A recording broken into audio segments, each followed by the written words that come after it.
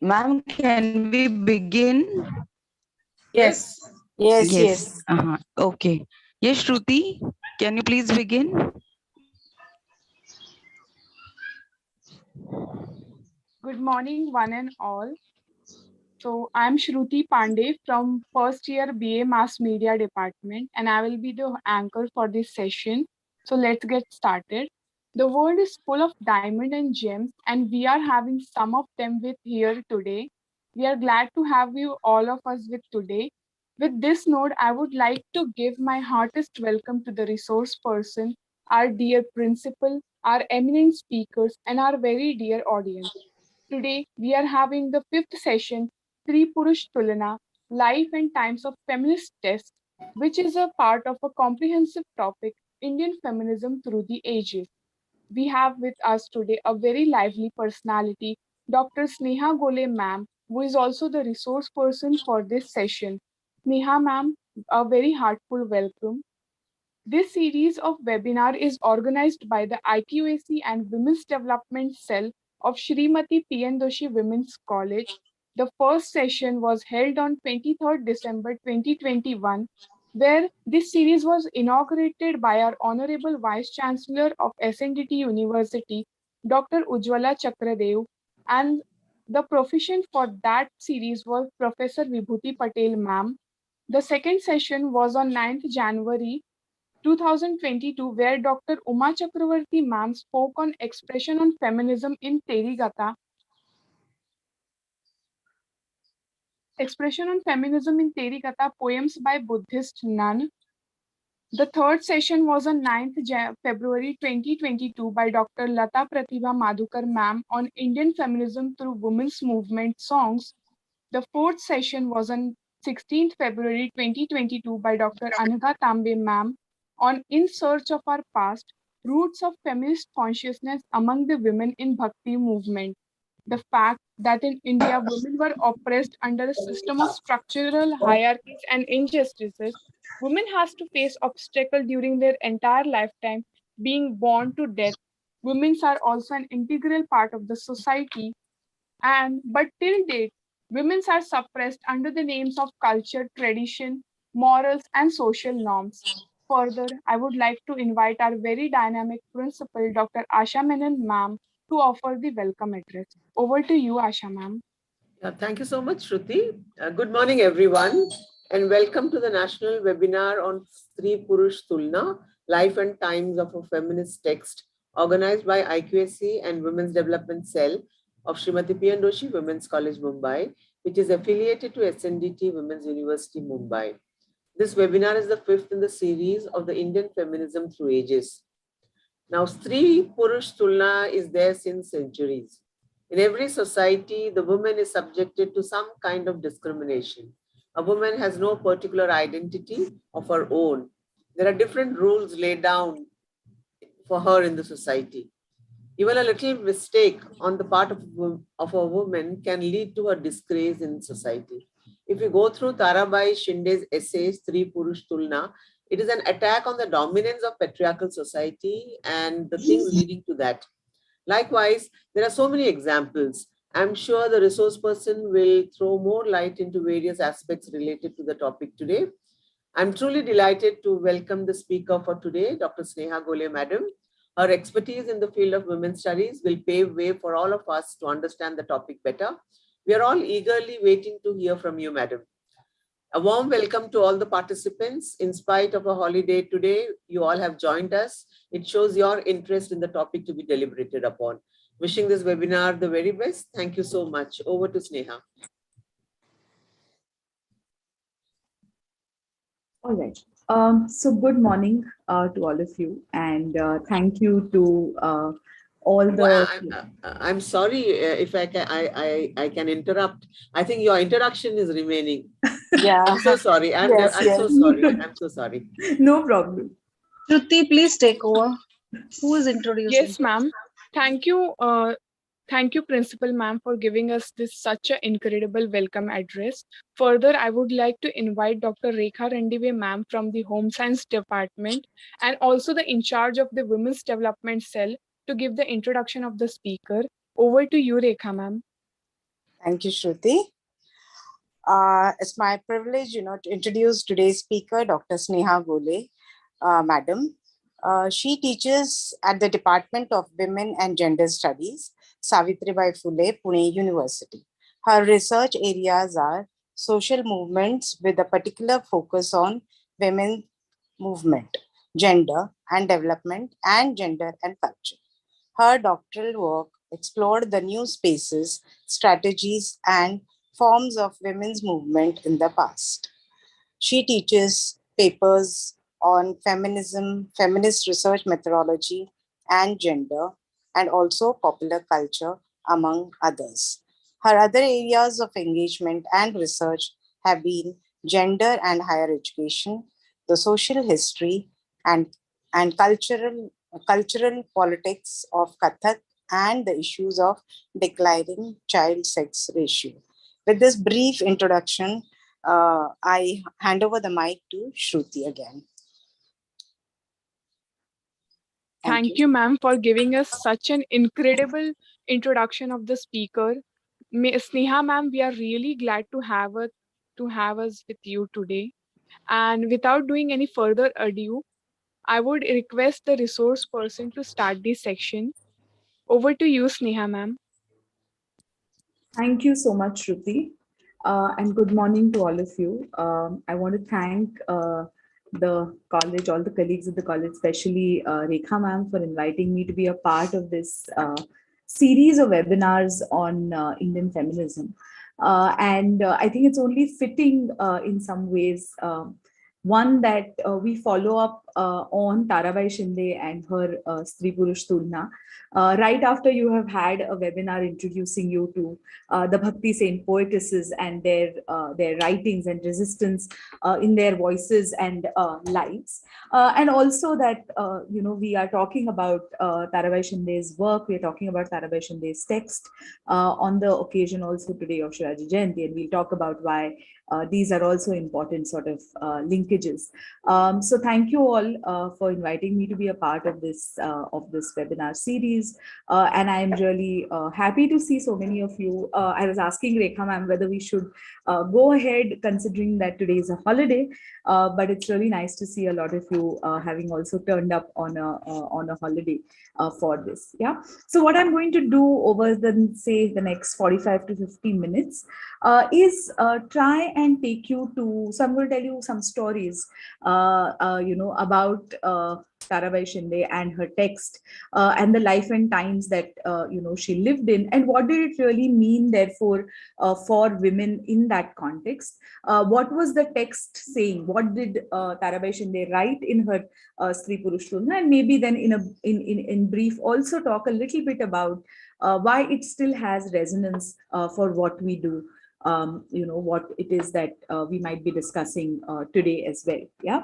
So as I said, in some ways, Tarabai Shinde is someone we would have to locate in this, in this small but really long-standing tradition of, female literacy and female writing, right? Because in that sense, you all talked about, how all the Bhakti poetesses from, Muktabai to Janabai to Bahinabai to Kanhopatra, now the ways in which they made poetry their way of writing resistance against social structures, and specifically, therefore, not just therefore in the spiritual domain, but also in the social, the ways in which they, in many ways bypassed the patriarchal structures of their times to talk to God, as almost as an equal, right? And so the imagery in that sense of Sakha, of friend, of God as friend, God as Sakha, who they can speak to, who helps them in their everyday,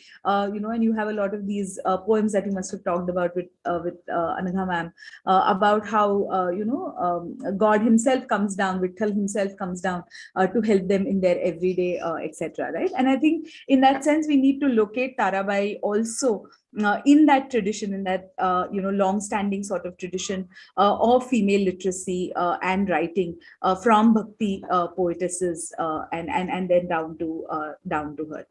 What I'm going to do is talk to you all a little bit about the context in which this text was written, right? So, and this is a very, very powerful text, and I don't think that I will be able to actually talk to you about all the brilliant things that Tarabai does in this text in just the 1 hour that I have. So I would also strongly urge all of you to actually go back and read the whole text. It's not a very long essay, but read the whole text, the whole monograph in its entirety, just to appreciate the kind of extremely scathing, very, very, ironical, satirical sort of a way in which, Tarabai mounts her attack on what she sees as the hypocrisy of society around her at that moment, right? So, but this, as I said, therefore gets written in a particular sort of context. And what is the context in that sense within which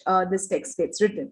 Tarabai is actually responding to a case that happened. So the time period that we are talking about is the 1880s. So this is the late 19th century. And it's interesting also that, we are, you all are in Mumbai, I'm here in Pune, and therefore it's very much the same region of, Western India, Maharashtra, where this text is also actually located, right? So in the 1800s, 1880 to be precise, a widow by the name of a Brahmin widow, and it's important that we mark in that sense her caste, and we'll know why soon.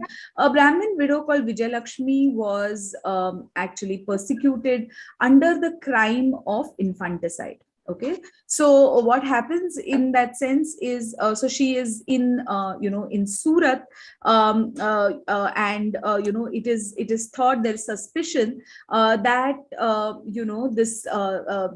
this young Brahmin widow, who's the daughter of a local Brahmin family called Vijayalakshmi, there is a rumor that she is pregnant, right? And a local policeman actually goes to her village. This is near Surat. This is in South Gujarat. He goes to her. He finds out that the rumors are true, and he kind of reports this affair to the district magistrate, so that she will not do any harm to the child. So in this sort of a preemptive manner, that she should not do any harm, quote unquote, to the child. And then, of course, nothing more is done about it till about 1881, in the next year, when a newborn baby is found on a rubbish heap in the village, right? And of course, the local constable immediately goes to see Vijayalakshmi, and they decide that this is Vijayalakshmi who has disposed of her child. They take her to Surat, where Vijayalakshmi confesses that she did indeed give birth to a child, and to avoid the shame that would come with it, she had killed her child, right?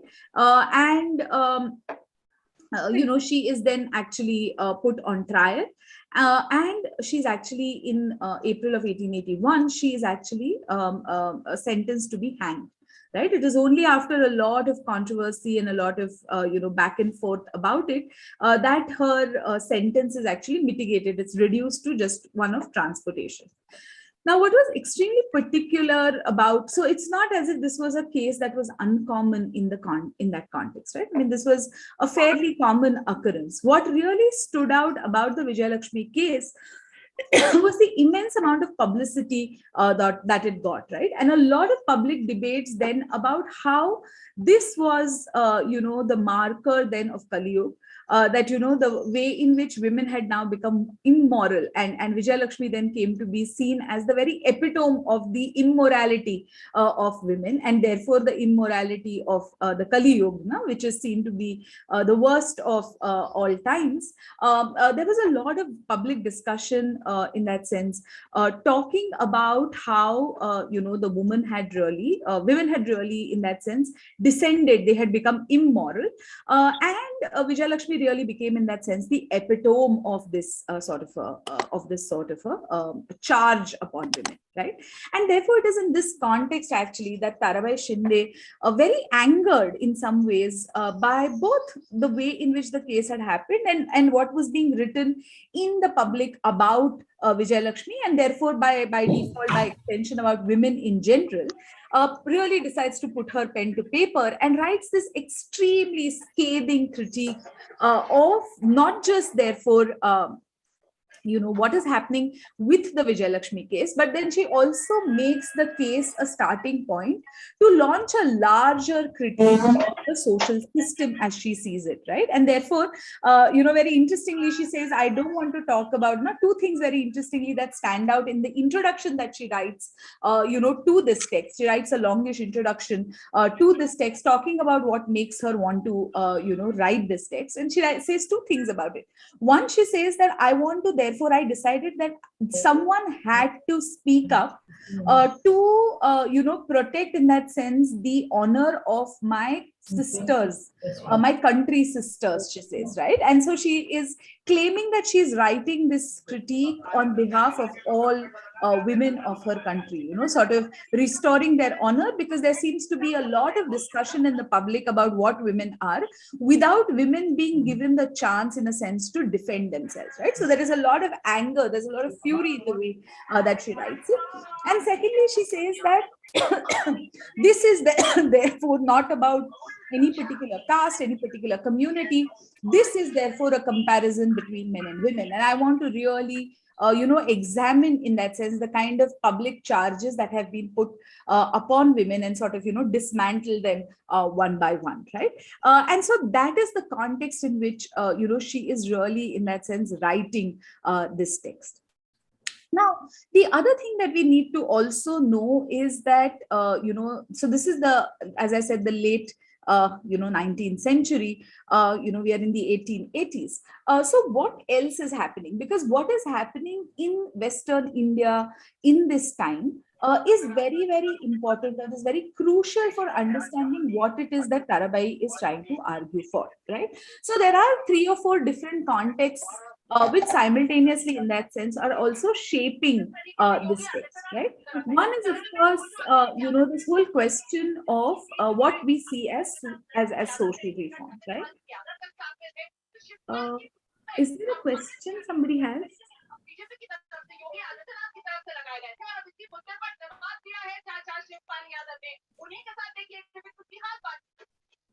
Shobha, can you mute them?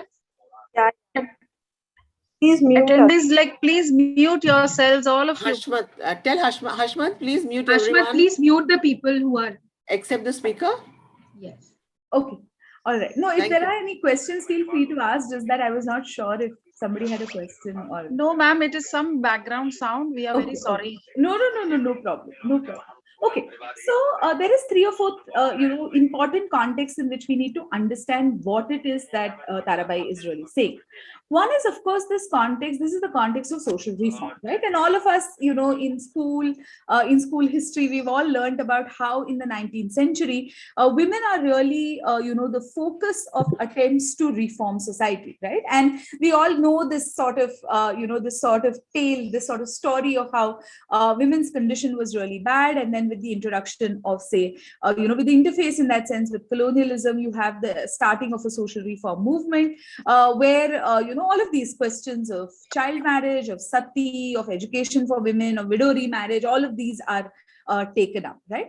But the one thing that we need to sort of keep in mind, and this is something that feminist scholars have, and a number of feminist scholars actually have pointed out to us, is that this idea or this story that has been told to us of social reform as this sort of a unilinear, unmitigated sort of, space for progress of women, might not have been entirely true. Okay, so that is not therefore to say that women did not benefit from some of the attempts of the social reform movement, but also that there was something else that was happening in this process, right? And what was happening in this process was that social reform really became a space where women emerged as the symbols of the tradition and what constituted in that sense, or what was seen to be the moral health of that tradition. Okay, and let me explain what I mean by this, right? So of course, what was being debated in some ways was the status of women, right? And we know, whether it is the debates on widow remarriage or whether it is the debates on sati or whatever, we know that what was really being discussed was the status of women, right?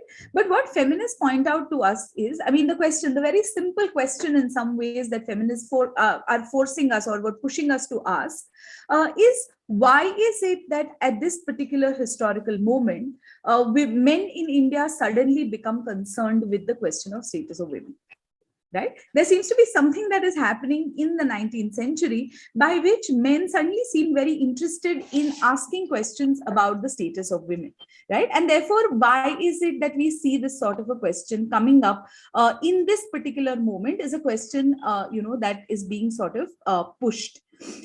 And what feminist scholars, feminist historians actually show us is that women in many ways became the markers, or women in many ways became the scale to determine the moral health and, so to say, the progressiveness of particular societies, right? So both in the writing of colonial men, women and what was happening to quote unquote women in India becomes a marker of the civilizational status of the colonized, right? So in some ways, and I'm putting it very, very, simply in that sense, there's a huge body of feminist work that has looked at different aspects of it. But broadly speaking, therefore, what we are then arguing is that in some ways for the colonial discourse, what marked, the backwardness, the uncivilized nature, therefore, of those who were colonized was the way they treated their women, right? So you are saying that, oh, you are savages, you are backward, you are uncivilized because, look at the way you treat your women. Now, the response to this from Indian men we see comes in two forms, right? One is the form in which is the reformist agenda, where you're saying that, yes, there is a problem, but we are capable in that sense of improving it, and we can improve the status of women. The other which says that, oh, there was never actually any problem with women. We actually had this glorious tradition of, women being whatever in the past. Women were free, women were educated, women were whatever. It's only with the coming in of certain medieval influences that women have had to go under the parda, so on and so forth. And so all we need to do is go back to this glorious sort of past. Yeah. But if we then look at just this reformist sort of an agenda, we will see therefore that, there are, so we know, for instance, Raja Ram Mohan Roy, in Bengal talking about the sati, or we know Ishwar Chand Vidyasagar talking about widow remarriage, and even in Western India, in Maharashtra, there's a very, very, a dynamic sort of a debate that is happening around these issues, right? But the important thing, therefore, that we need to remember is that in many ways, though these were debates, which were happening on the side of women, they were not necessarily debates about women. Okay, and I'll give you just one, one small example of this, in whatever. So, for instance, if you look at the debate on sati, in Bengal, and you look at all the writings, because it's a very, very hotly contested sort of a debate. A lot of people are writing about it in the public, so on and so forth. If you look at what is being said in these debates, you will see that both sides, those who are saying that, oh, sati must be banned, or those who are saying that, oh, sati must continue, don't seem to be actually saying much about how it is an inhuman, violent practice for women, but rather discussing and deliberating whether sati is sanctioned by the Hindu Dharma Shastras, and therefore is sati really a part of Hindu tradition or not. Right? So those who are saying that sati can be banned are saying that it's not really a part of Hindu tradition. It's not something that finds sanction in the Hindu Dharma Shastras. Whereas those who are supporting sati and saying that it should not be banned are saying it is actually an essential part of Hindu tradition. Right? So much more than what happens happens to women, what is being debated there is really whether sati is part of tradition or not, right? So what's really at the core there is a definition of what constitutes or what would amount to, in that sense, quote unquote Hindu tradition, right? So we see therefore that through the reform movement, women are really coming up as symbols of the moral health of this tradition, right? So that's one thing that is happening. On the other hand, you also have, and new models of middle class female respectability coming up, right? And in Bengal, this comes up in the form of the Bhadra Mahila, but even in in Maharashtra, and especially in the 1870s, just in that sense, preceding the writing of Tarabai Shinde's texts in the 1880s, in the 1870s, you have a huge project taken up also by many middle class Brahmin men reformers in Maharashtra, of educating their child brides to make them into new women. And this new womanhood, this new respectable companionate wife, which was being sought to be created, was an amalgamation. She was really a mixture in that sense of the older Hindu traditions of the pativrata, the devoted wife, along with certain ideas of the Victorian lady, right? So this woman was supposed to be educated enough to be able to understand the problems that her, educated middle class husband faces in the public. She was supposed to be educated enough to be able to keep household accounts. She was supposed to be especially educated, in the arts and music, etc., so that she could become a mindful sort of a mother to her children, but she would still keep within, in that sense, the the sphere of the private.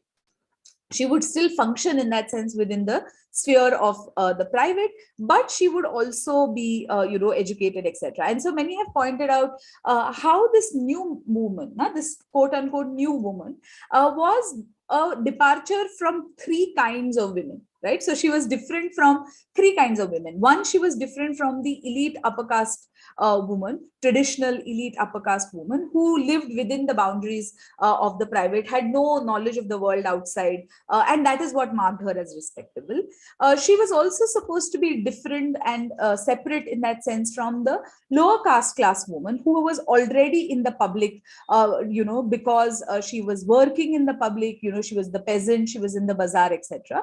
And third, while she drew elements from the English lady, from the Victorian lady, she was also not like the Victorian lady, right? So she was this unique sort of a combination of all of these factors, right? So you have, therefore, the context in which Tarabai Shinde is writing this text is at once a context of social reform, where women emerge in that sense as symbols of the moral health of tradition, and where new models of middle class female respectability, now the Bhadra Mahila, the new woman, are also being cast. Now, what is extremely interesting, and which is also what makes Tarabai Shinde's text extremely important for us to understand and look at, and very unique in many ways, is that in most of these debates that are to do with women, if you look at the context of the 1870s, 1880s, the 19th century, the voices of women are almost entirely absent from the public debates about women.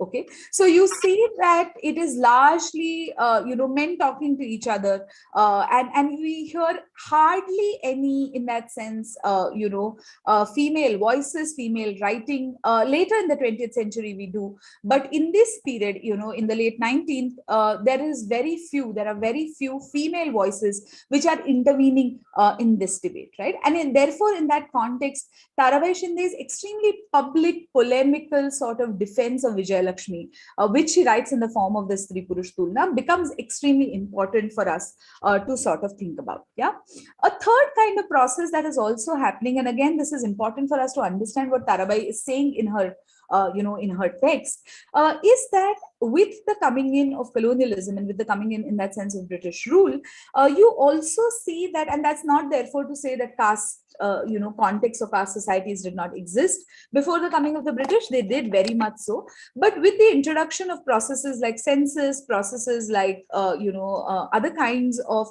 bureaucratic mechanisms, what you also see is that social and religious identities, one, tend to become more caste bound and also more Brahminic, because the coming in of the British rule, of the colonial rule, also means a process by which what were more customary, more oral forms of determining relationships within communities now start to be codified into laws, right? And the process of the codification of law often sees Brahmins, the upper caste men, as being the informants. Now they are the ones giving information about what is and what isn't the right way to do things in Indian society, and also therefore using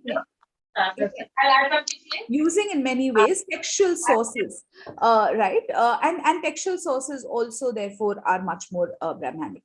And so you have a process of what has been called traditionalization, where both social hierarchies and caste exclusivity come to be, pushed much more, and especially then through the bodies of women, right? And so we will see, I mean, Tarabai Shinde, in fact, in her introduction, when she talks about why she is writing this text, she talks about how she herself is someone who is bound by rules of seclusion, right? So she talks about how she is herself someone who's bound into the domestic, into the private. She uses the word Marathmola to talk about it.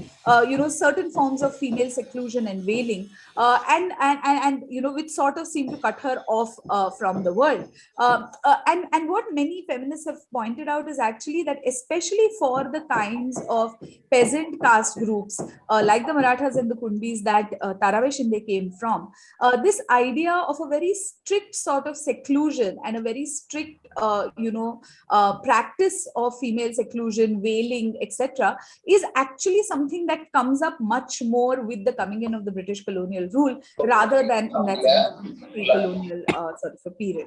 Okay. And so, we have, as I was saying, there's an absence of female voices completely, in many ways in this debate, because this is, this assumes therefore a certain kind of division between the public and the private. The space of the home is then seen to be the space where women are bound. This is seen as the space which is sacrosanct, which should be kept away from colonial influences, etc. Right? So that is the kind of context. So it's a very difficult context also for a woman to be articulating extremely radical, in that sense, and polemical sort of arguments in the public, right? Which also therefore underlines in many ways what it is that Tarabai is trying to do. Now, let's turn our attention a little bit to Tarabai Shinde herself. Okay. Now, Tarabai Shinde, we don't know the date. I mean, we don't know the year of her birth. What we do know is that she wrote this text in 1882 is when she publishes Stree Purush Tulana. And we have evidence from contemporaries that she was alive till at least 1905, right? So more or less, she seems to have lived in the second half of the 19th century and into the early years of the 20th. Right? She lived in Buldhana, in what is today's Vidarbh, and belonged to a prosperous, Maratha sort of a family. It is said that her family owned some amount of land, but Tarabai's father was actually, he was a clerk in the colonial services, right? So, that's the kind of social context that she is in. On the other hand, then, is also the fact that her father was a member of the Satyashodhak Samaj established by Jyotiba Phule, right? Established by Mahatma Jyotiba Phule. And so, he also has, very clearly in that sense, some sort of a reformist outlook. which is why Tarabai Shinde learns to read and write, not just actually read and write Marathi, but sources seem to suggest that she also had some introduction to writing in English and also actually in Sanskrit, right? So she comes from a context in which she has had some sort of a exposure to learning, to reading and writing, because of her father's location within, in that sense, the Satyashodhak Samaj. She also comes from a fairly prosperous middle caste cultivator peasant sort of a family, located not in metropolitan Mumbai at that time, but really in that sense in the Berar province, and which is also fertile cotton growing sort of context. She's located within that, right? On the other hand, as we said, there is also some sort of practice of seclusion, and Tarabai herself talks about it in her text, that is also practiced within the family. But she also seems to have had a very doting father, who really, in that sense, loved his daughter, showered her with a lot of affection, and therefore she seems to have had at that time what is not a very typical, even today, what is not a very accepted form of marriage, where her husband actually comes to live with her natal family, right? So what is called the custom of, or the practice of ghar zawai or ghar jamai, right? So it seems that she was married, but that her husband came to live with her natal family. We don't know more about the context, but seems that it is in some ways her father's wish that the daughter stay near him. That seems to have emerged. That seems to have been the reason for why this happens. And actually Tarabai Shinde writes about this custom of the ghar zawai very scathingly again in her text, where she notes for the most part that because this sort of a practice of ghar zawai happens in a context where this is not the norm, usually what you have is poorer, lesser educated men are sort of married off, or are brought in into the home, and she talks about therefore the unevenness and the incompatibility between husbands and wives in these kinds of contexts. Much of it also seems to probably come from her own sort of an experience, right? What the other thing that we know also about Tarabai Shinde, and this of course some of those memories also could have been influenced by the knowledge that she was actually the author of this extremely polemical, extremely radical, scathing sort of a critique of the Brahminical patriarchal system.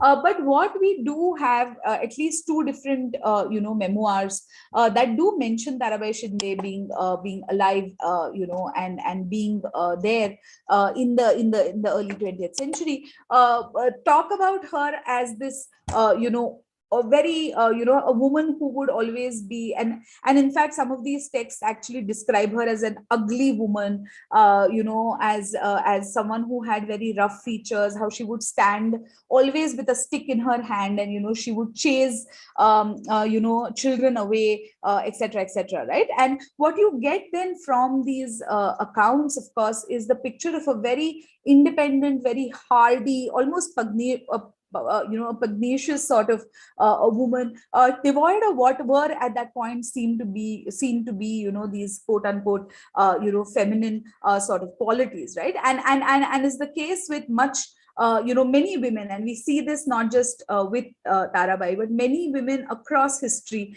women who are inconvenient women, women who ask tough questions of society, women who refuse to, in that sense, conform to what has been marked out for them by society as feminine, as desirable, as accepted. How a lot of them then come to be marked as mad, as cranky, as deviant women, right? And we see that Tarabai is remembered in that sense also as this very hardy, pugnacious sort of a woman who and to the extent of calling her ugly and whatever, right? I mean, having very unpleasant features, etc., etc. So we can see therefore that though, and that's again something that's very, very important for us to note, that despite writing such an important and such a brilliant piece of work, this is the only writing that she seems to have done, right? So she writes this in 1882. There is a huge criticism that she has to face for it. It's only in that sense, Mahatma Jyotirao Phule, who sort of, defends her, comes out in her defense, but she doesn't seem to have ever gone back and written anything else. This seems to be the only text that she ever wrote. Kamini, you want to ask something? I guess it's a mistake. Okay, all right. So, before I go into the text itself, and I'm going to talk to you about the text a little bit. I also just want to locate Tarabai in the midst. Also, there are these other women around her. Because all of this is also happening. What are the times in that sense within which this text is written, right? So one of the things that is being debated a lot, and that is important for the text, because as I said, it starts off, I mean, in some ways, Tarabai Shinde is writing this text in the context of Vijayalakshmi's case. And this case, is particularly in that sense focusing on the problem of the Brahmin widow. Right now, what is the problem of Brahmin widowhood? Women from Brahmin and other upper castes are expected to not remarry once they become widowed. Right. Also, widowhood is expected to mark the social death of the widow. Now, so most Brahmin widows are tonsured, which is to say that all their hair is cut off, taken off. They are expected to give up all jewelry, all kinds of material comforts. They should, dress in the simplest of whatever, sleep on the ground, eat food which has no spices, no salt, and basically continue to labor for the household without any, and so to say, whatever, take up spiritual, they should follow in that sense a spiritual path, but they are expected to give up on all kinds of material, benefit or all kinds of material comforts. Widowhood is supposed to mark in that sense the social death of the widow, right?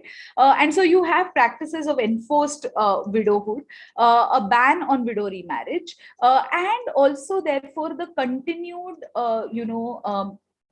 the continued in that sense access and sexual exploitation of these widows within society.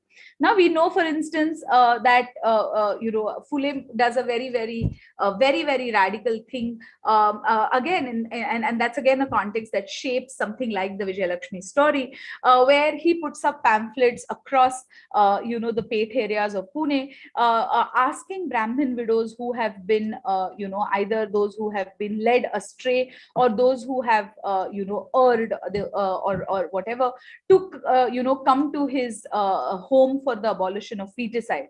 Now, Bhruna Hatya Pratibandha Gruha, where he says that Brahmin widows can come, live for the period of their pregnancy, give birth to their children there, leave the child there, and go back. Right, and we do know that the Phules, Jyotirao and Savitribai, actually adopt one such child as their own son. Right, so Yashwant, who they adopt, is actually the quote unquote illegitimate child of a Brahmin widow. Right, so it's that sort of a context, right, where you have on the one hand a sanction of complete social death for the widow, but because she continues to live within the household, she is dependent on the household. There is also continued sexual exploitation of these widows, right? And that's the kind of context that also shapes Vijayalakshmi. So, which is why, in fact, Tarabai Shinde says, sure, you were very quick to, punish Vijayalakshmi. You were very quick to point out how, she had erred and how, you want to put her to death. But I want to ask you a question. Did Vijayalakshmi produce a child on her own?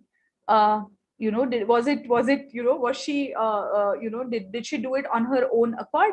There obviously was another party involved, and where is that person, right? Where is that other party, and why is it that nobody seems to be talking about how did we? So we are all talking about how Vijayalakshmi tried to kill her own child, and what a horrible, terrible thing that is, and how she must be put to death for it. But now none of us are asking the question: how did Vijayalakshmi become pregnant in the first place? Who is her? If this is a sin, sin, Tarabai says that if what Vijayalakshmi did is a sin, where is her partner in sin, and what are we doing to him, right? So that's the kind of context, and so this whole question of widow remarriage is being hotly debated, right? In fact, in the 1856, you have the passing of the Widow Remarriage Act, right, which allows for the first time a legislative sanction for Hindu upper caste widows to get married.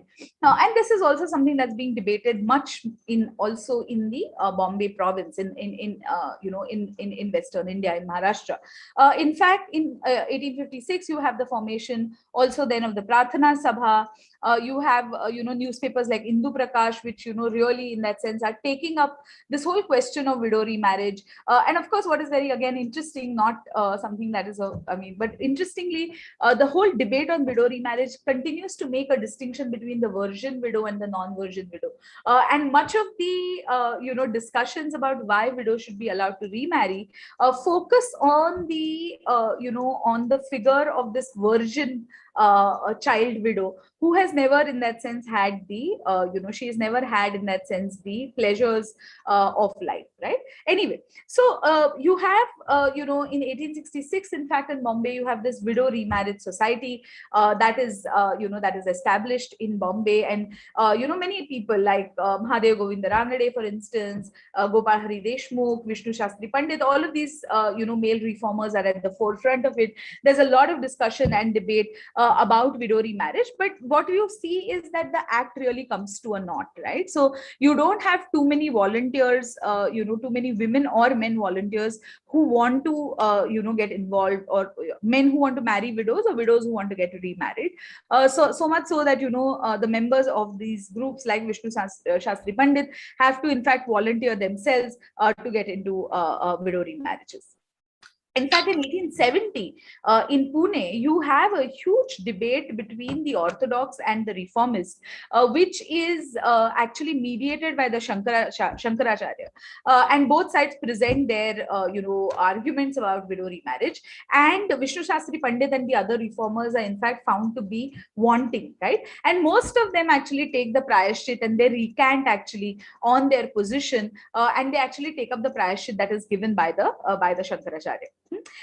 Anyway, among the few who refuses to recant, of course, is Justice Ranade, Mahadev Govinda Ranade. But a huge blow comes to the reformist circles when in 1873, after his first wife dies, Justice Ranade also sort of surrenders to the pressures of his family, and rather than marry a widow and set up an example, he also actually marries a young virgin child, the woman that we later come to know as Ramabai Ranade. So you have this whole context, and where then in the 1870s the debate really shifts to this whole question of women's education, and a focus on this model of new womanhood, who would be the fusion of the Pativrata and the Victorian lady. So you have ideas of female dependence, but also these ideas of home as a sacrosanct space, home as the haven from this very oppressive public for men.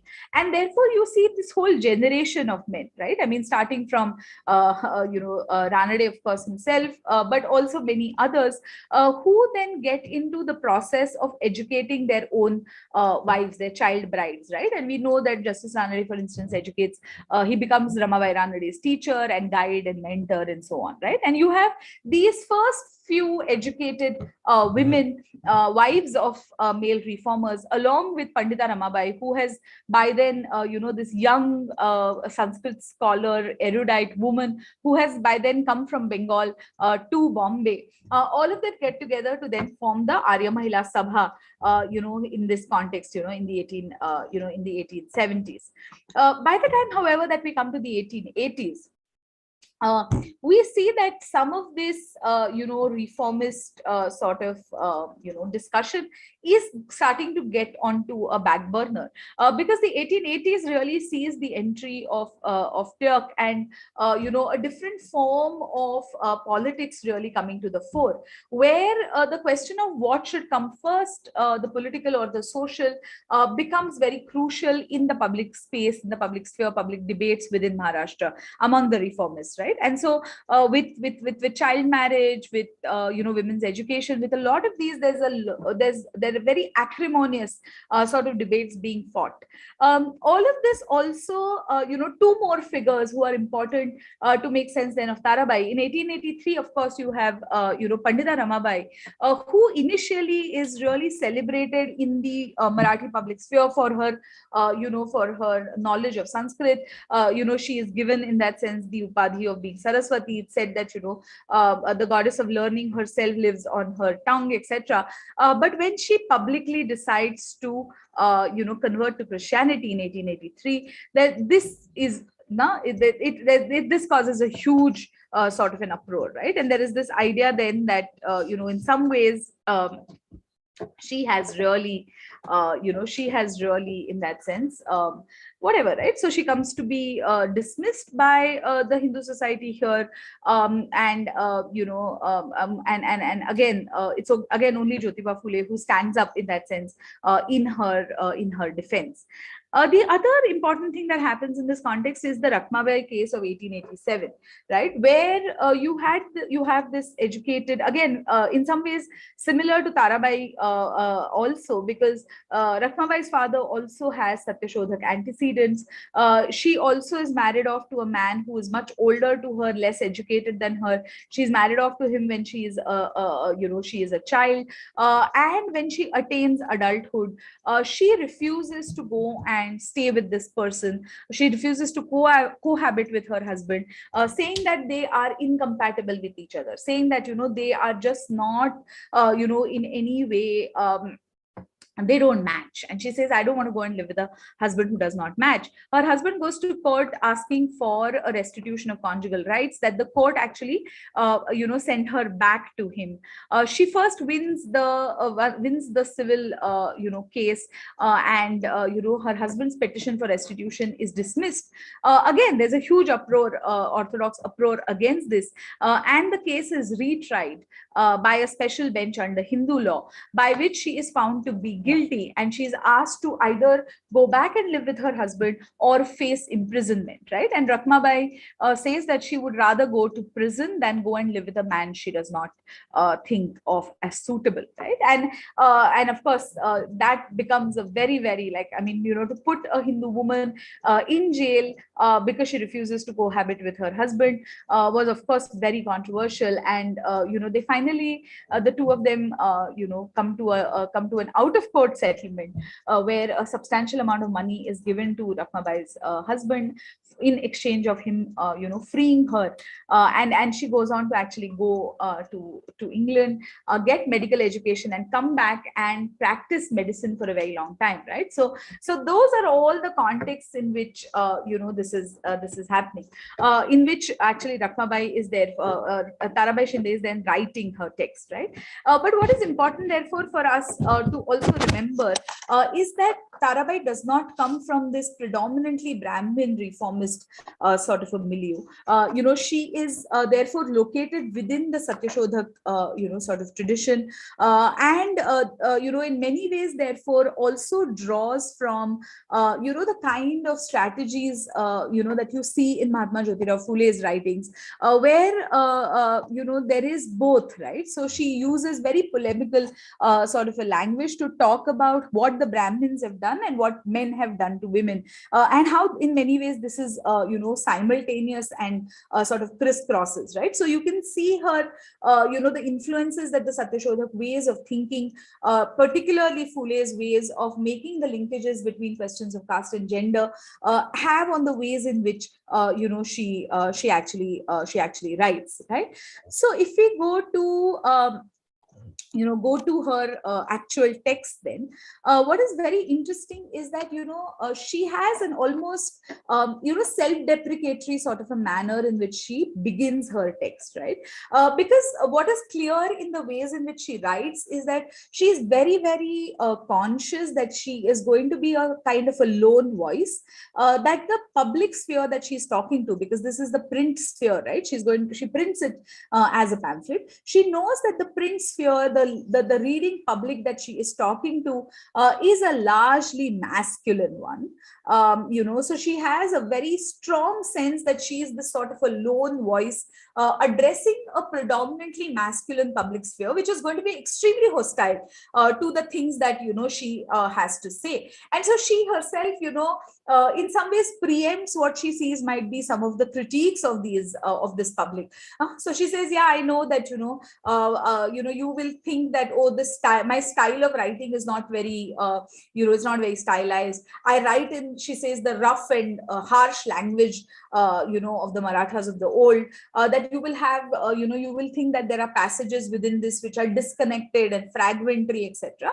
She says, yeah, all that might be true. I might not be trained in in the ways of writing and so on, and I know that this is my first effort. In fact, this is my first effort, especially of someone who has been secluded from the world in this sort of a Marathmola sort of a fashion, and I know therefore that there would be many limitations of this. But she says what you need to really look at is that I speak the truth. Okay, and again in the introduction to her text, she talks about how whatever might be the problems with my language, whatever might be the limitations of my articulation, etc., you should try and ask yourself if what I am saying is true or not.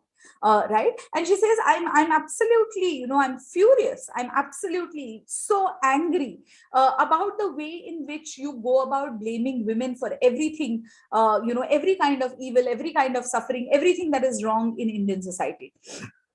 Right? And she says, I want to show you how you men in that sense are also actually culpable, right? And therefore, again, what is very, very interesting in this text, in Tarabai Shinde's text, is she seems to have an extremely acute understanding of the political economy of colonialism. Okay, so actually she begins her introduction by saying what has happened to our country, to our nation.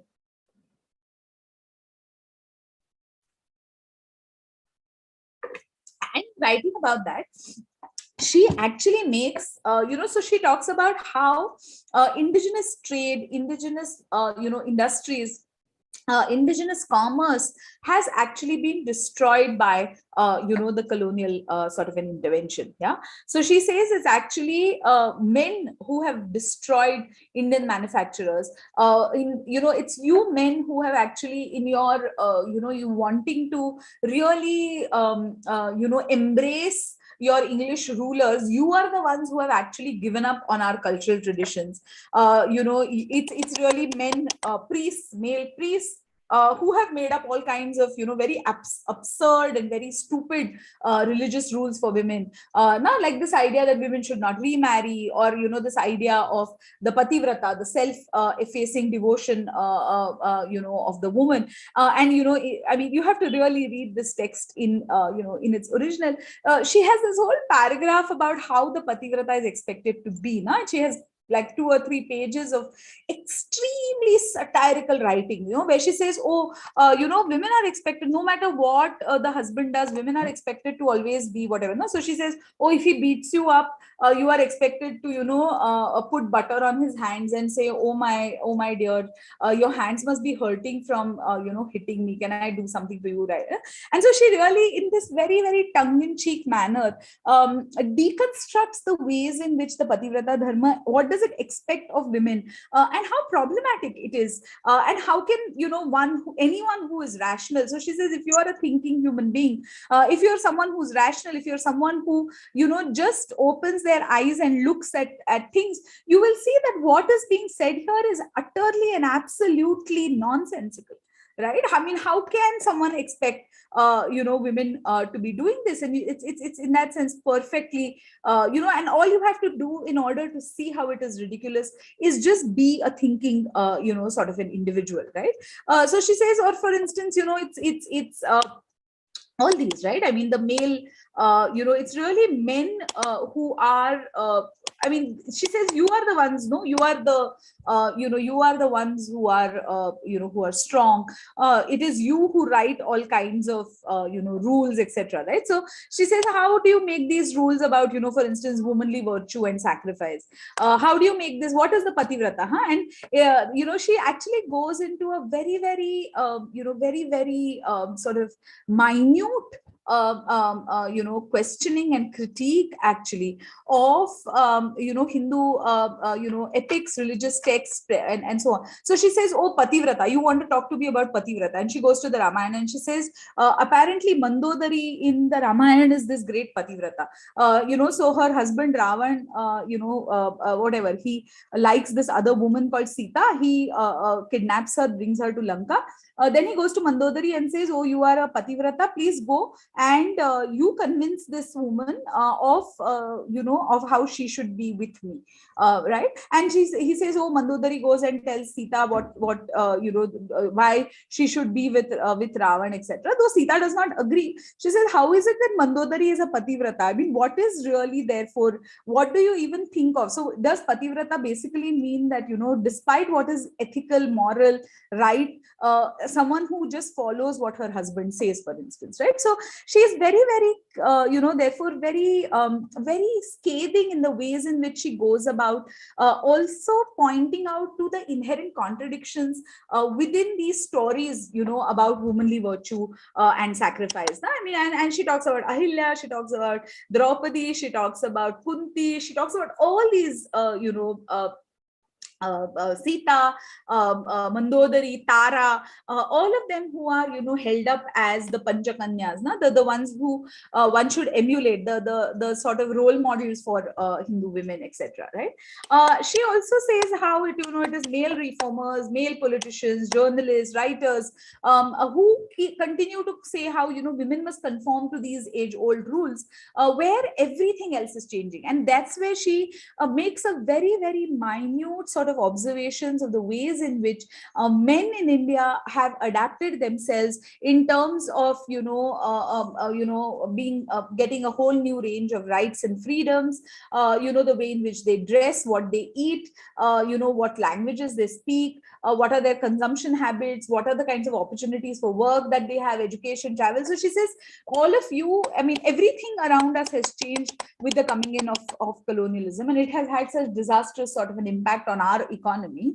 And yet all of you men, and she has these very, very interesting paragraphs, where she talks about the absurdity, for instance, of this sort of men taking to wearing the coat over their dhotis as a mark of when they go say and work in the colonial administration, etc. Right? So she's saying that this is a context in which everything is changing, and men have clearly in that sense monopolized the new rights and freedoms that are coming up in this changed sort of a context, while they expect women to continue to conform to some age-old sort of wisdom given by Manu or whoever, right? So she says, you really go on to enjoy all the new rights and freedoms that come up because of the changing context, whereas women like Vijayalakshmi are then just sort of loaded down with the blame of all of society's evils.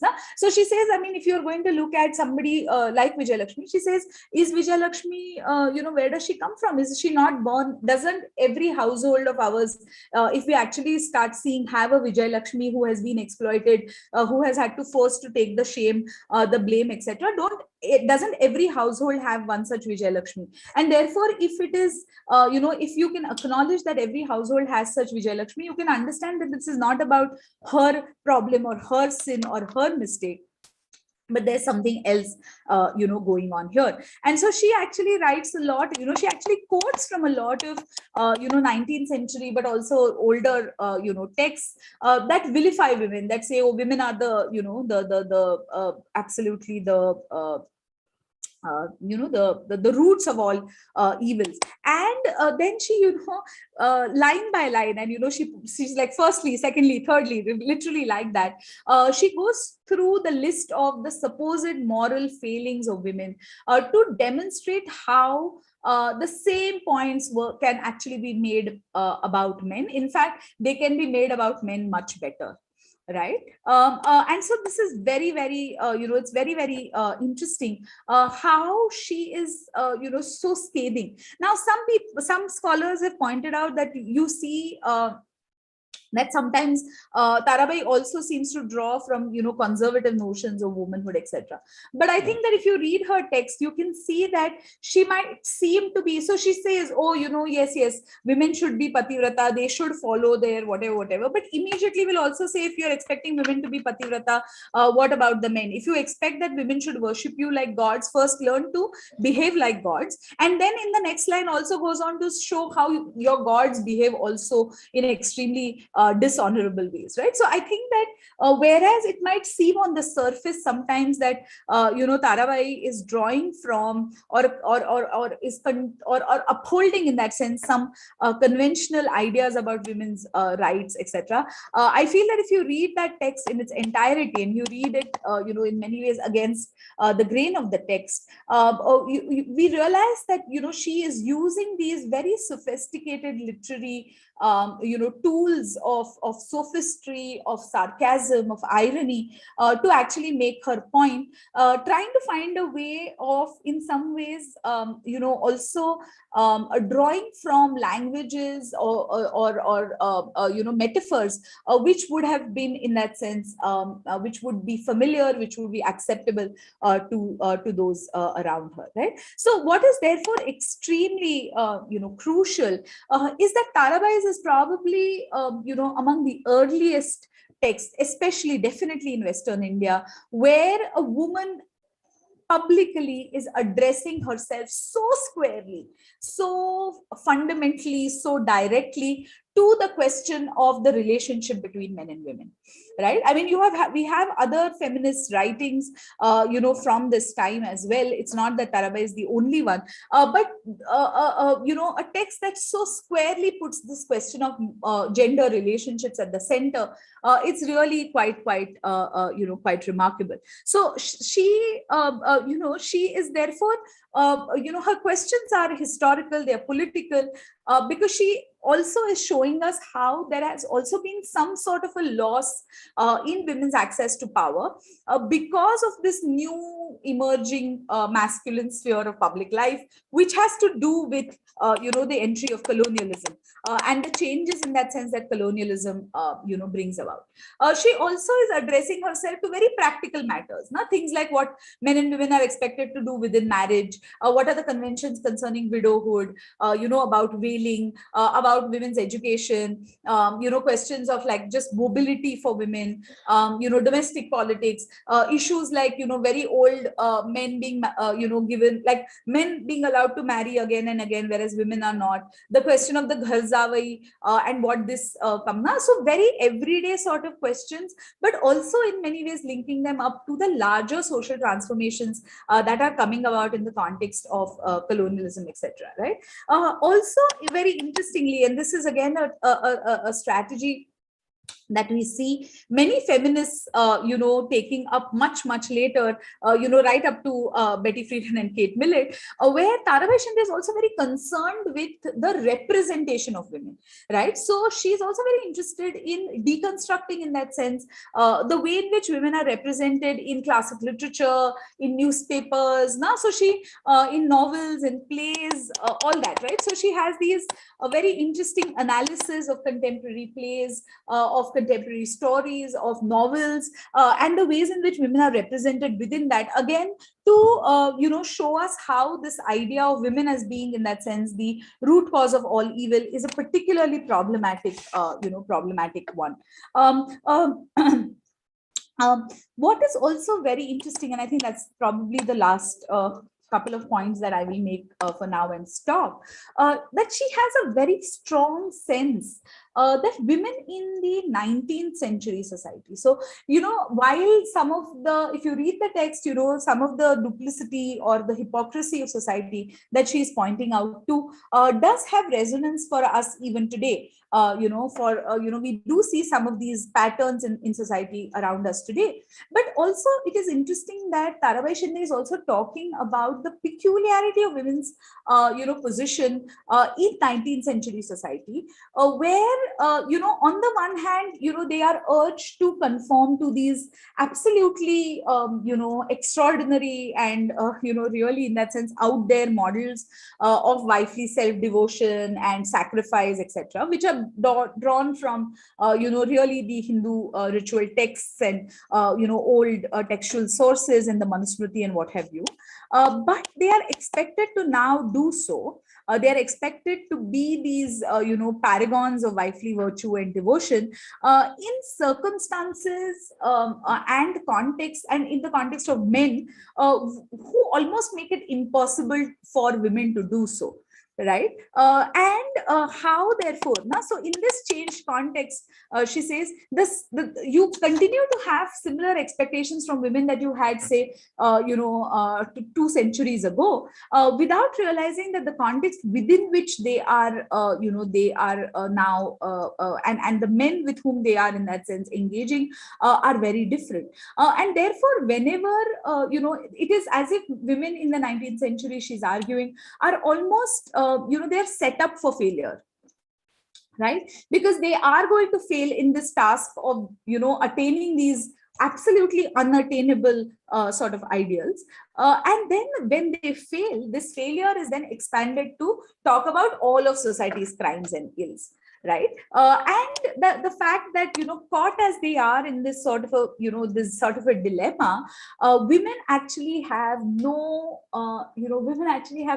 way of making themselves heard, because in the voices that are constantly discussing them, the voices that are judging them, the voices that are finding them to be deficient, to be lacking, etc., women do not have the space actually of making their own voices heard. And therefore, Tarabai is really a voice that is trying to engage and trying to intervene, therefore, in this debate about women, in which women have no, space. And in doing so, therefore, it's a unique feminist voice, because it's a voice that is able to, therefore, make linkages between the macro economic, political, and in that sense, what's happening to relationships of gender in the privacy, so to say, of home, right? And she's therefore able to expand on a set of extremely important processes that are happening in the context of colonial political economy, culture, and gender relations.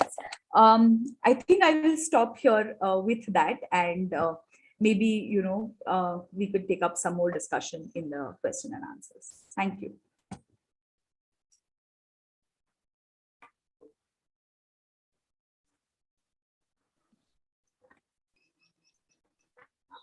Shruti, you may take over, please. Yes, ma'am. Thank you, ma'am, for this such an incredible, informative session. We are really glad to hear this much, because we don't read these things in the test book or on our internet. But having you today and giving us such a wonderful information about the things which we as a women face in the society is really markable. Further, I would like to invite the panelists who are going to take over the question and answer session, Miss Rupa Kumawat and Pretama Mene from Bachelors of Arts Department. Please take over the session. Over to you, Rupa and Pretama. Thank you, Shruti. I, Petrama, and my friend Rupa, we both gonna handle this part of the session. Hello, ma'am. It was real, very informative session. Are you ready for the question? So here is the first question for you, ma'am. What kind of feminism appeared from Tarabai's monumental creation? So should I answer that question, or should we take a couple of questions and? You can answer it, ma'am. Okay. Okay. All right. I think in many ways there are, what can I say? There are many kinds of. I don't think there's a single sort of, oh, this is the feminism that emerges. Because I think that on the one hand, of course, very, as I said, very, very sharply and very clearly, Tarabai Shinde works with these categories, men and women, right? And she is comparing and contrasting the behavior of men and women. The thrust of her argument really is that men themselves do not follow the strictures that they expect women to follow, right? So in many ways, it's she is pointing us towards, therefore, so, and I'm not going to call it hypocrisy or in that sense double standards, because then that becomes as if it is a question of individual men. Now some men are hypocritical. No, what she is really actually pointing out to us is that there is an entire structure, and of course she doesn't use the word patriarchy, because it's as a conceptual term, it comes to us at a slightly later point. But if you read Tarabai, she is very clearly, therefore, pointing out that there is a structure that, that treats, in that sense, men and women with different, in different measures, right? And that this is not, therefore, a question just of some of us, changing our opinions or changing our mindsets or whatever, right? That it is very much, therefore, a question of the structure of the ways in which what men and women are expected to do, be, etc. Right? So therefore, in many ways, it is a feminism that is structural, that is pointing out to the presence of a structure that discriminates between men and women, that gives men as a social group a certain amount of social power that is kept away from women as a social group. But also, therefore, it is also deeply it is also deeply aware that these are structures which are also shaped then by the political economy and the changes in the political economy. So colonialism and the entry in that sense of colonialism and of imperial economic policies is as much a presence in Tarabai's text as, so to say, native patriarchy, right? So in that sense, it is something that, and also very, very much, this is something where, Tarabai Shinde is also, she's also responding to the changes in gender relations that she sees within her own caste community as well, right? Because in fact, if you see, there is much evidence to suggest that, especially among the Kunbi Maratha caste community, in the pre-colonial, women did not, especially in Western Maharashtra, there weren't such strict practices of veiling, of female seclusion, etc., that they seem to have actually gotten, much stronger with the entry of colonialism, etc. Right? So hers is therefore a feminism that is at once making sense of the structures of patriarchy, the structures of imperialism and colonialism, as well as the structures of caste and community mobility, and how gender becomes central to those processes of caste and community sort of mobility. So that's what I would say, in some ways, she's trying to do, through her text. So next question is, what was the contemporary reaction to this writing by Tarabai Shinde? So as I said, it was very, very negatively, and she was very right in that sense, in some ways, preempting and understanding that, this would be very badly responded to. In fact, and that is what, that is in fact where Mahatma Jyotirao Phule comes in. Satyashodhaks like Bhalekar and others also were extremely critical of, Tarabai's text, of her use of language, the way she went about, writing this extremely polemical text. In fact, there were also questions raised about whether there was indeed someone called Tarabai Shinde who was alive. There were also, and those who appreciated in that sense the wit and the the logic of the text, also suggested that it was probably Mahatma Jyotirao Phule who had written the text under the pen name Tarabai. So the contemporary reactions to the text were very, in fact, it was almost entirely, till about the 1970s, when scholars like Marcia actually revisit and re-excavate in that sense Tarabai's writing for us.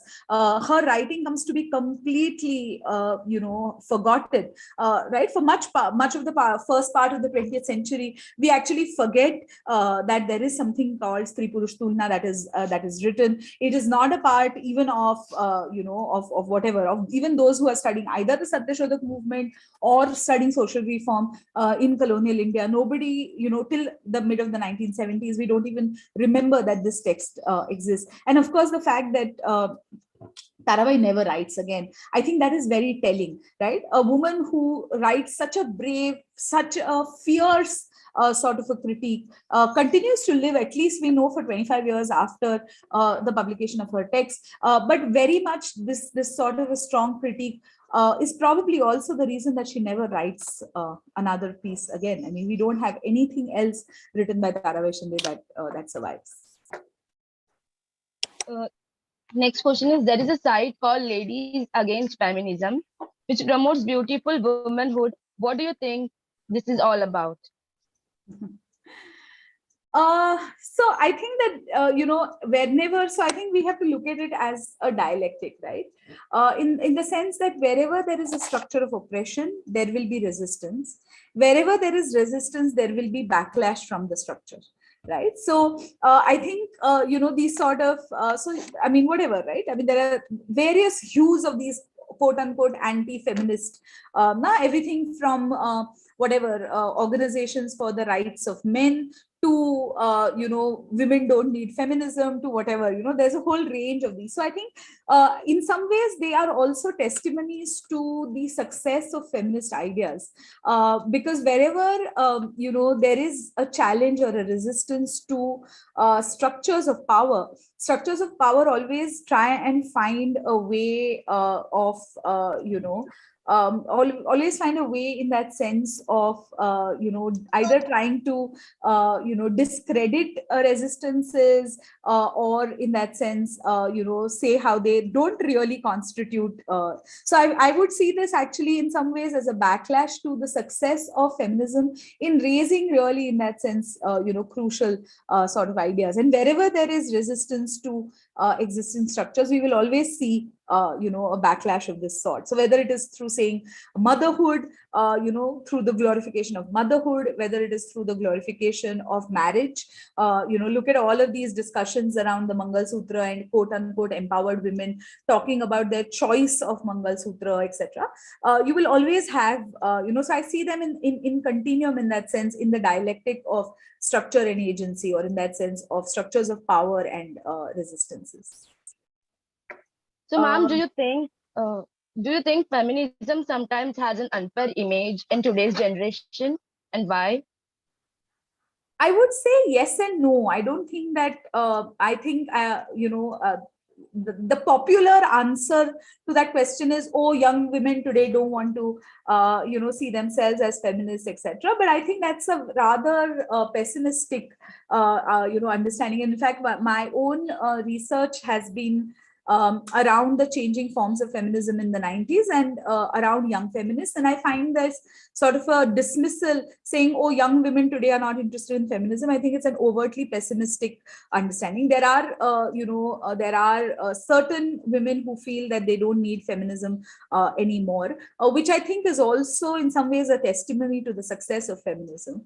That, there are women who feel that they don't need feminism in their lives. It is unfortunate that they don't want to acknowledge the efforts of those who have gone before them, on whose shoulders they stand by, so that they can say they don't need feminism. That's unfortunate. But as, feminist author Urvashi Butalia once said, and I find it very interesting, she said, what would you rather have? Would you rather have women who benefit from the fruits of feminism and want to disown it? or would you have that they don't enjoy the fruits of feminism? And Urvashi Butalia says, I would rather that women had the fruits of feminism and disowned it. So I think this sort of an understanding, a blanket understanding that feminism is now negatively seen, or feminism is seen to not be needed, I think is a rather blanket sort of a statement, because also much of the newer discussions around say something like Me Too, what is happening, for instance, power relations, gendered power relations within the academia, gendered power relations within the media, within film industries, a lot of these questions, or women young women like Devangana Kalita or Natasha Narwal being at the at the forefront of the anti-CAA, whatever, NRC sort of protests. I think there are new ways in which young women are very much engaged and interested and raising questions to do with gender and with feminism. So I don't really think that there are, and there would always be, right, in all contexts, in all temporal contexts, even in the 70s, which we see as the quote unquote whatever, no, the height of the women's movement, also there were women who said we don't need feminism. At that point they said we don't need feminism because it's a Western concept, Indian women don't need it. Today we might say, oh, we are already in a post-feminist generation, so we don't need it. So I think at all points there are those who would claim that feminism is not needed, and those who see merit in reading and practicing and fighting, struggling with feminisms. And so I don't think that there is something extraordinary about today's moment in that sense. I think it's always been a mixed bag, and I don't really, I think it's too pessimistic and too much of a blanket statement to say that that young people today are not interested, or there is only a very negative image of feminisms in our times. Thank you, ma'am. I request Rupa to take over the further questions. Yeah. There's a question in the chat box. Chanda had said that, do you think that she was not allowed to write after this? I mean, to answer your question, we don't actually know enough about the historical context. We don't know whether she was not allowed to write right after this, or was she did she find it difficult to write after the kind of overwhelming sort of backlash that she faced? Is it that she wrote, but it never got published because there were other kinds of gatekeeping structures? We don't know enough in that sense about the historical context, about why is it that we don't see her getting published again. What we do know is that she does not publish anything after, and I guess it would probably be a combination of all of these factors. But definitely, even if she did write, she never could, in that sense, publish again. Sorry, Rupa, I'm sorry. Yes, ma'am. I saw that question, so I thought Yes, ma'am. I'll ask. Yeah. What have feminist movements achieved in our country? Really? I think what feminist movements have achieved in our country is this session. In the sense that, I mean, all of it, right? The fact that we have today in higher education, for instance, if we see, and of course we are right now in a women's college, but even across the country, if you look at the macro indicators, the fact that almost 50% of those who are in higher education today are women. Right? I mean, women students, that's the only sector where we actually have gender parity, right? And that we can actually talk about and discuss these issues and say patriarchy and whatever. I think what the feminist move, I mean, it has achieved. It has, I think, the most important thing, I mean, apart from laws and whatever, I think what feminism has given us is a new way of looking at the world. And a new language to make sense of the world. And I'll give you just one example, right? I mean, for instance, if you look at something like domestic violence, today we are so easily say domestic violence, right? Where we are saying that a man who's married to a woman cannot beat her up. Something as seems so simple, right? But what was for the longest time our way of understanding this? right? For the most part, our way of understanding this was either, like in Marathi they would say नवऱ्याने झोडलं आणि पावसाने नवऱ्याने मारलं आणि पावसाने झोडलं तर कोणाकडे तक्रार करायची, which is to say that it is in the nature of husbands to beat and it is in the nature of rain to pour. What can you really complain about, no? Or in that sense, whatever, ढोर पशु नारी ये तो सब ताड़न के अधिकारी, right? So these were also our frameworks of making sense of, so you didn't see this as violence, right? I think what the most important thing that feminism has given us is a vocabulary and a language to look at the world in a completely new way, right? And it's therefore it's not just about coining the word domestic violence, it is about giving us a framework that says this action is wrong. And then further, then when we say a law gets passed, to say that this is not only morally wrong but also legally unlawful, and therefore violence is something that should not be done, right? So I think what feminism has achieved in that sense is really at its most broadest, it has given us a completely new way of looking at the world, and that's what I would say. Oh yes, ma'am. There's another question: how feminism has affected our country? How, I mean, like I just said, right? And that's how I think feminism has affected our country or our society, where I mean, just this idea, right, that in some ways all of us are every person is equal, that we are all equals, which today seems a very commonsensical idea for us. It seems like, oh, what are you saying? I mean, what are you really saying? But if you actually look back at the history of not just feminisms, but progressive movements across the world, you will see that this is actually a very radical articulation. This idea that, no matter what color of skin you're born with, whether you're born male or female, whether you're born which caste community you're born in, we are all equal and we are entitled, therefore, to lead a life of freedom and dignity. I think is a very radical articulation. And I think even if we have not achieved it, just the fact that, just the idea that this is the norm, this is what we need to work towards, I think that is how feminism has, not just feminism, but all other also, movements that have looked at inequalities in society, in a very critical manner, have really done us. They've really shown us that another world, another kind of world is possible. And I think it's in showing us or opening up for us the possibilities of what it could be. Now, in giving us this idea that the world as it exists is not okay. I think that is how feminism really has affected our society, in a very broad sense. Okay, ma'am. The next question is, please throw light on the law regarding the right of abortion in the colonial period. So there is no right to abortion in the colonial context.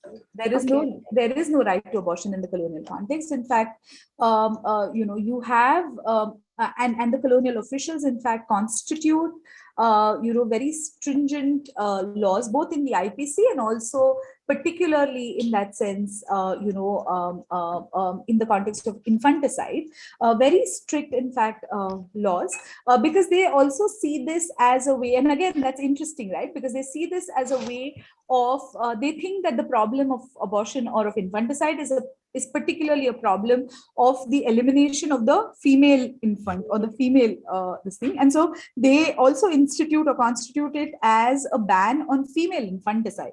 And so especially among what they see as the martial castes of North India, they actually, so abortion is illegal. And even today, in that sense, abortion is not a right in our area. Abortion is a medical service that is made available under certain circumstances, so it is not a right even today, and it was definitely not a right. Now, in fact, abortion, in fact, for the law, even today, you have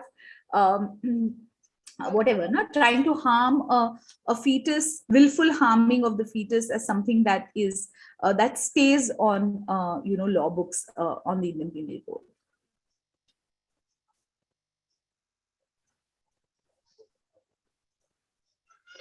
Yes, ma'am. So those are the questions.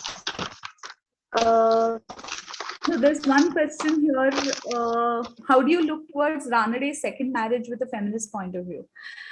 And there's some very, very interesting work actually on Ranade. I mean, again, those of you who are interested in this question, I would urge you to go and read Men, Women, and the Embattled Family, which is, I think, chapter 5 from Uma Chakravarti's Rewriting History, Life and Times of Pandita Ramabai. So here, of course, again, Ranade is unable to stand up in that sense to the pressures of his father, right? And again, I do not see this as an individual failing.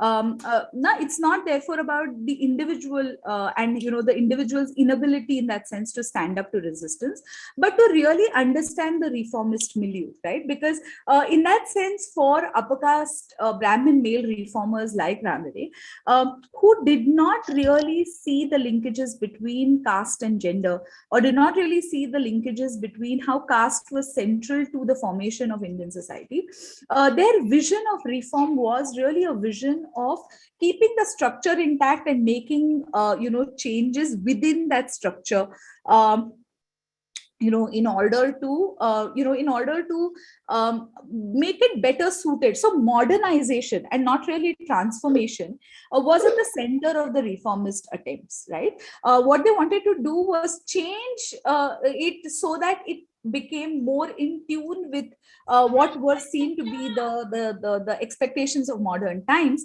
but not really structural reform or not really structural transformation.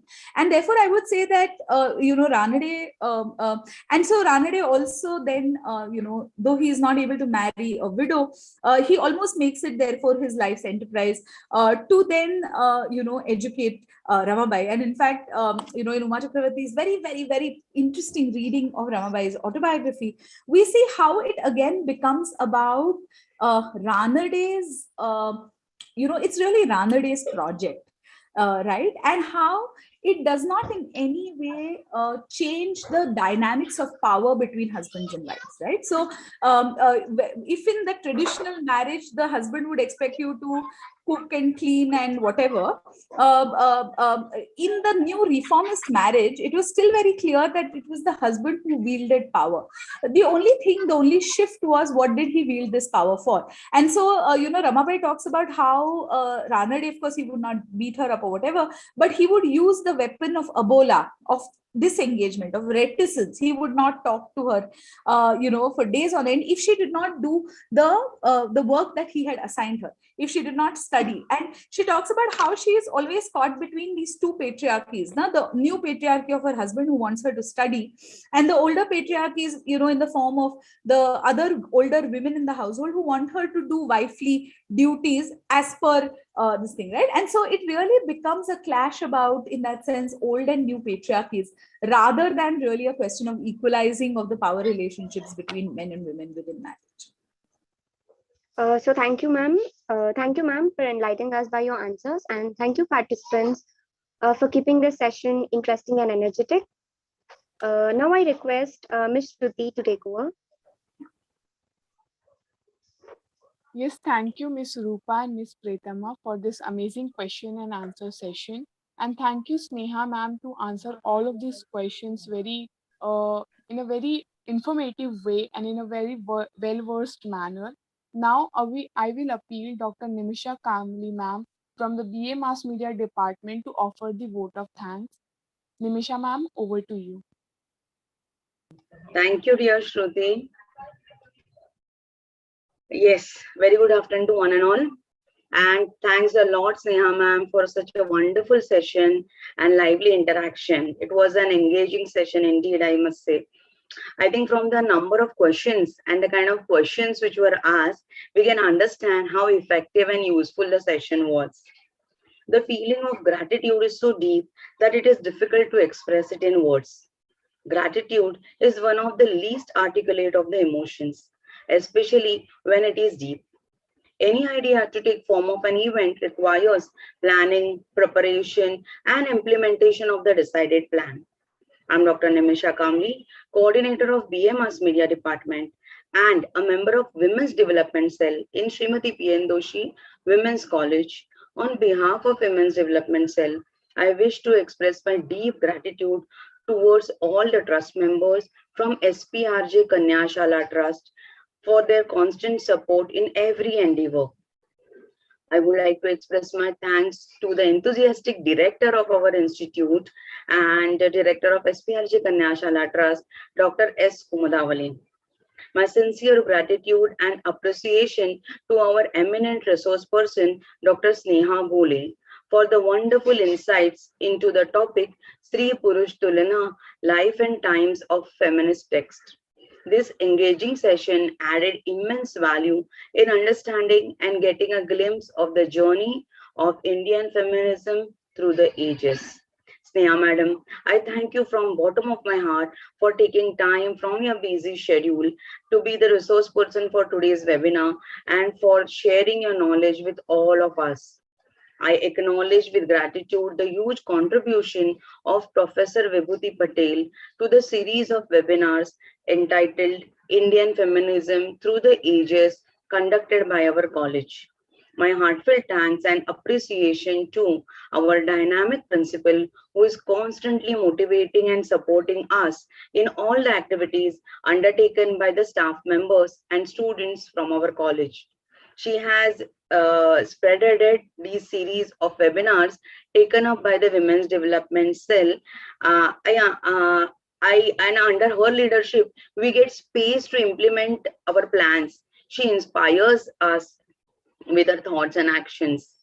The IQSC coordinator, Mr. Raju Chauhan, and the head of the Women's Development Cell, Dr. Rekha Randive, I would like to express my sincere gratitude towards them for encouraging us to explore and initiate new activities and webinars under the Women's Development Cell. A big thank you to all the members of the Women's Development Cell for their wonderful efforts towards this webinar and towards the whole series. I thank you all the vice principals, coordinators, teaching and non-teaching staff members from Srimati P. N. Doshi Women's College for their encouraging gesture. I express my sincere thanks to all the principals, vice principals, and other dignitaries and research scholars who have joined us for this webinar and made the event successful with their presence and active participation. My sincere appreciation and thank you to Ms. Hashmat Khan for the technical support and our students, Ms. Shruti Pandey from FIBMM for comparing today's webinar and Ms. Rupa Kumawat and Ms. Pratama Mene from BA department for handling the question answer session. At such a young age, the confidence, maturity and presence of mind shown by them is noteworthy. A big thank you to each and every member and a participant for attending the webinar. I'm sure our viewers had an enlightening experience through this thought-provoking session. Please do join us for the next webinar titled Ismat Chughai's Feminist Perspective on Literature and Activism on 22nd February. So all the people from the literature background, women's studies background, historical perspectives, and all the different backgrounds can join for this webinar. This will be equally interesting webinar on a very different topic. I repeat the topic, Ismat Chughai's Feminist Perspective on Literature and Activism, and it is scheduled on 22nd February. Thank you once again. Have a wonderful day and stay safe. Thank you, Sneha ma'am, once again. My email ID is in the chat box. If any of you want more, interested in reading more about any of this, you want more, readings, leads, whatever, you can feel free to write to me. I have put my email in the chat box. Thank you. Thank you, ma'am. Thank you so much, ma'am.